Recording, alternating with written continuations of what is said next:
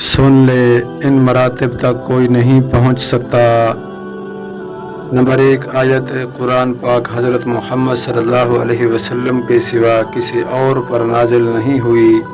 Number 2 حضور نبی کریم صلی اللہ علیہ وسلم خاتم النبی ہیں، آپ کے بعد کسی پر وحی نازل نہیں ہو سکتی۔ نمبر 3 حضور نبی اکرم صلی اللہ علیہ وسلم کے سوا کوئی اور معرفت کے انتہا درجے تک نہیں پہنچ سکتا۔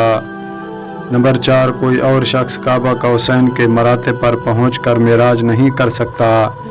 نمبر 5 کوئی بھی اور شخص نبی اکرم صلی اللہ علیہ وسلم کے صحابہ کے مراتب تک نہیں پہنچ سکتا۔ نمبر 6 علم میں 4 اتحادی مذاہب کے مجتہد اماموں کے مذاہب کے مرتبہ اتحاد پر سوائے ان 4 اماموں کے کوئی اور نہیں پہنچ سکتا، اور یہ چاروں اتحادی مذاہب برحق ہیں۔